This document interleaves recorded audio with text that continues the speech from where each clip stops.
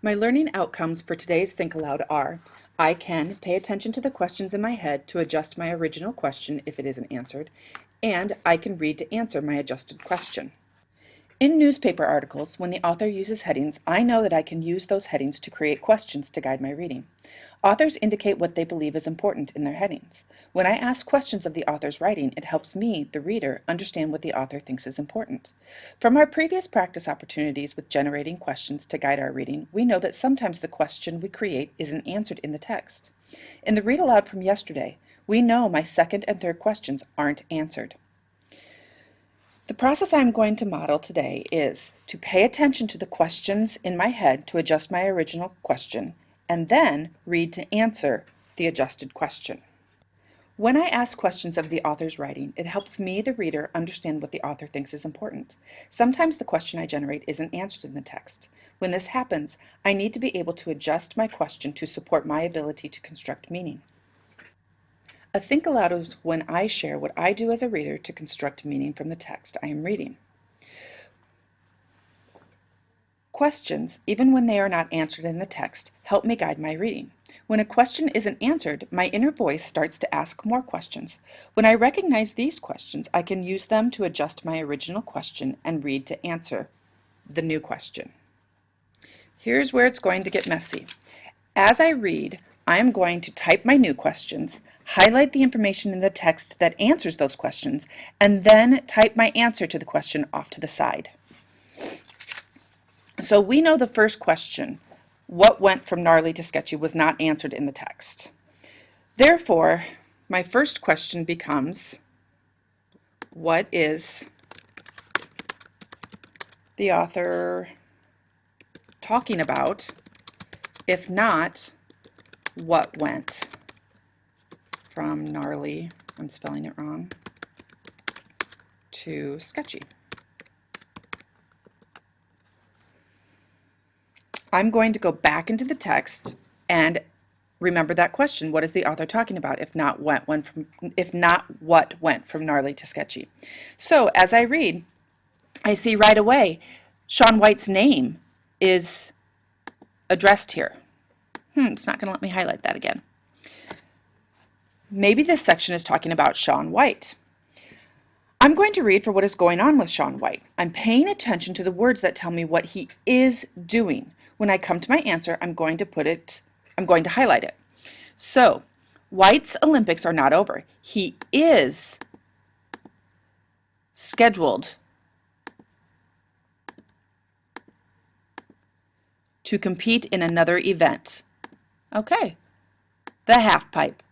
Those words right there, is, tells me what is going on right now. So the answer to that question right now is White is scheduled to compete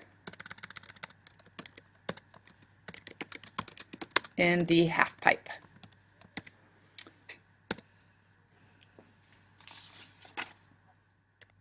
I'm going to continue to read.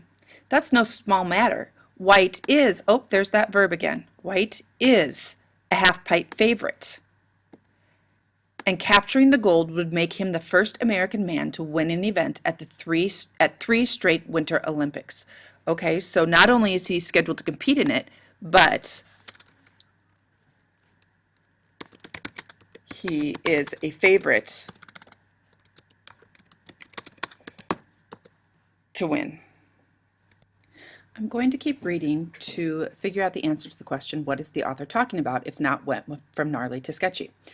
But the word but here tells me the author is presenting info that is opposite of what he had just currently written. So in the paragraph above, the author is talking about what is happening.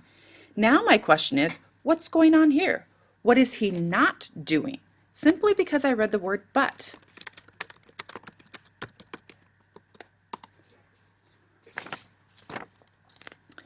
So I'm going to keep reading. But White's high-profile campaign to capture a medal in 2 events is done. So his desire to get a medal in 2 events is done. He is, okay. So now my question that I'm paying attention to in my head is why? Why is he done with 2 events? I'm going to keep reading to answer this question now. This is another troubling development for a Winter Games that cost roughly 51 billion to stage, but has been beset by concerns over safety, cost overruns, human rights, and construction woes. Much is at stake for Russia, which is hosting the Olympics for the first time since the Soviet Union broke up. My question is not answered yet, so I'm going to keep that question. Why is he done with 2 events? The difficult decision to forego slopestyle is not one I take lightly. Okay, Shaun White, the decision to forego slopestyle is not taken lightly. Okay. Right there. It still doesn't tell me why he is done, but it lets me know that White made a decision that was hard for him. Okay. Again, why was this decision hard? Why is he done with the 2 events? I'm going to keep reading. Because as I know how much effort everyone has put into holding the slopestyle event for the first time in Olympic history, White said. White's decision was a culmination of days of mounting evidence that event organizers had overreached and assembled a course that was risky even by the standards of this daring alternative sport. Okay, up here. I need to stop. Why is he done with the 2 events?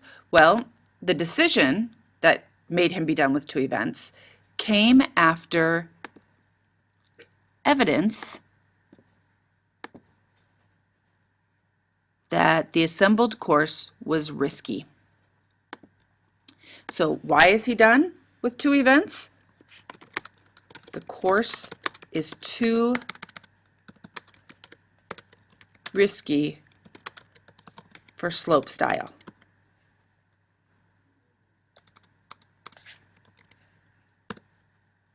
Okay.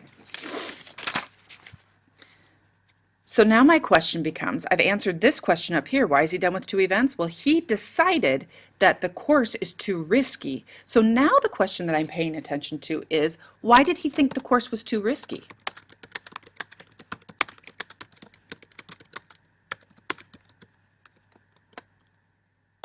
I'm going to keep reading.